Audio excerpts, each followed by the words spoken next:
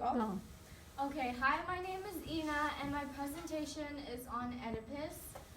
My topic question is, how is irony used throughout Sophocles' play Oedipus? And the translated version I'm going to be using is by David Mulroy. Before we start, I'm going to be speaking about the background of Oedipus. The Latin title for Oedipus is Oedipus Rex, Rex denoting as the king. And it's a classic Greek tragedy often referred to as a masterpiece by whether you're a director, a playwright, an English teacher, or even a student. It is classified as an Athenian tragedy and it's written by Sophocles.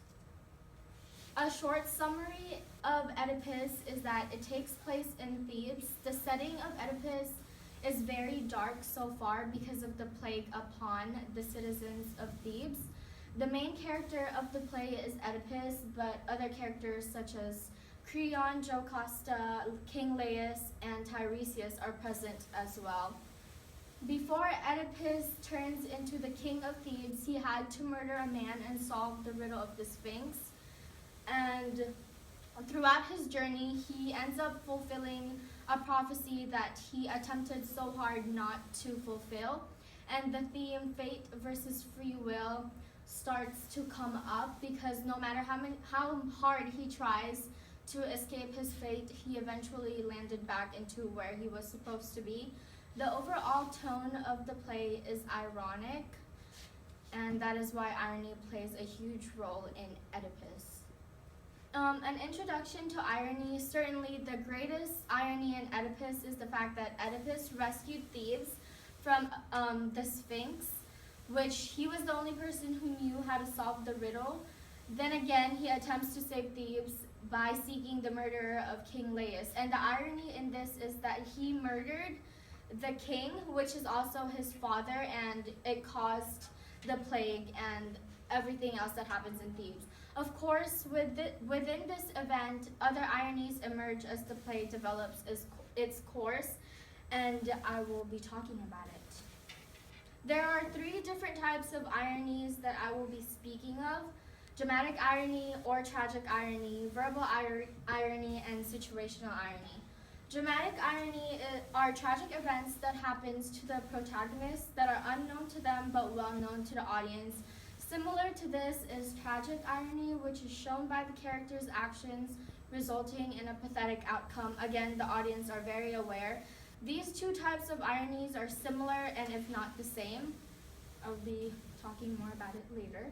Verbal irony is the use of words to mean something different than what they appear to mean, like speeches, conversations, etc. Situational irony is the difference between what is expected and what actually happens. The first type of irony that I will be speaking of is dramatic irony. It is extensively used in the play to emphasize the downfall of the protagonist and the twist of fate that hound the protagonist. Oedipus attempting to escape his fate will only lead him to completing the prophecies, and the motif of eyes and sight come alive when Oedipus was the only person who saw the answer to the riddles of the Sphinx, but he can't see what is in front of him. The next one is tragic irony, which is similar to dramatic irony. Due to the prophecy, Oedipus runs away from his adoptive home, but he was unaware, and this is where his hamartia comes to play. He was very unaware of who he was, not knowing he was adopted, and escaping his fate only will lead him to the prophecies. Oedipus puts in a tremendous amount of effort just to find out who the killer is, and this is ironic because Oedipus was the one who killed his father on his way to Thebes. And attempting to stop danger only brings it closer. For example, when he runs away from his home, there happens to be a plague after the whole issue, which is caused by him marrying Jocasta, which is his mother. And another type of irony is verbal irony.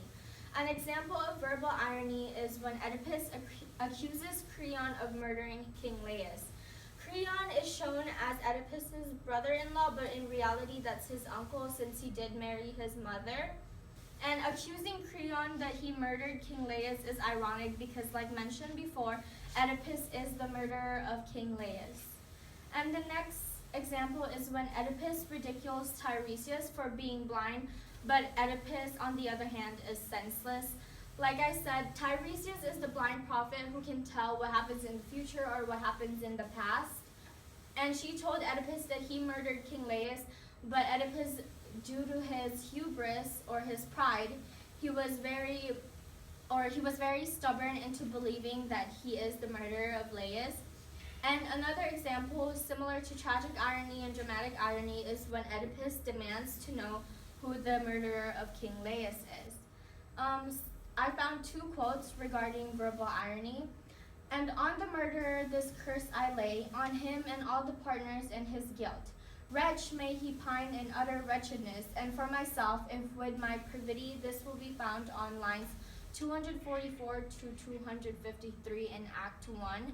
And this quote foreshadows, like any type of verbal irony, foreshadows the future of the play or what happens in the play. And this is basically saying that whoever the murderer is will end up dead or with a harsh punishment, which foreshadows that Oedipus will eventually punish himself in a harsh manner, not knowing it's him. And if someone knows the killer is a stranger from some other state, let him not stay mute. And again, this is from Act 1 in the very beginning of the play.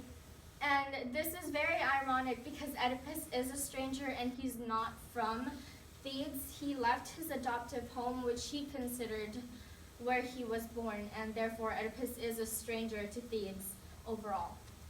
Another type of irony is situational irony, as this is very similar again to tragic and dramatic irony because they do fall under dramatic irony. Oedipus was an adopted son who chooses the path of free will and runs away from home. And it happens that he unknowingly kills King Laius and then marries Jocasta, which is his mother.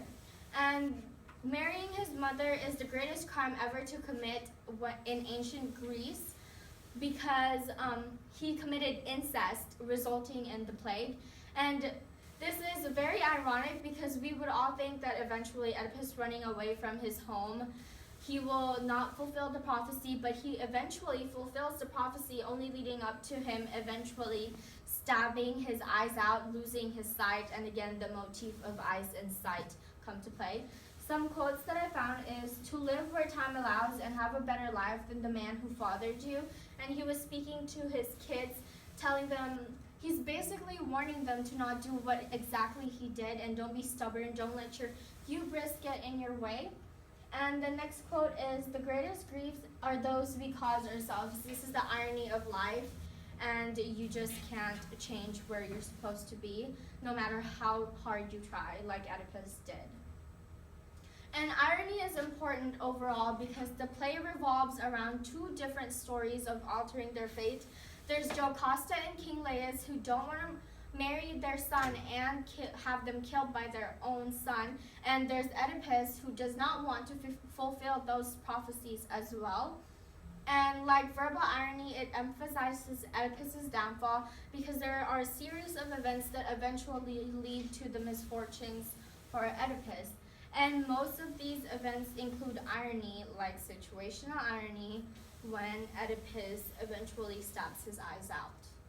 Irony is important not only because when Oedipus was blind, he was unable to see the truth, but when he stabs his eyes out and he blinds himself, he finally realized what really happened and the prophecy is completed. Oedipus remains in the dark, and this is a metaphor because dark denotes as no light, but in this context, it connotes as unknowing, and his hamartia comes to play again with not knowing who he really is. All this time, Oedipus did not know the truth about himself, which he should have known if his parents didn't give him away. And in conclusion, irony is very effective in emphasizing Oedipus's downfall. Situational irony is the backbone to the biggest conflict in the play itself, which is finding out who the murderer is. Verbal irony foreshadows the future events coming up in the play, like Oedipus stabbing his eyes out. And the use of irony helps include the audience feeling catharsis. For example, pity, fear, anger, and etc. Relief even. And the audience looks at Oedipus's suffering as his destiny without considering him less than.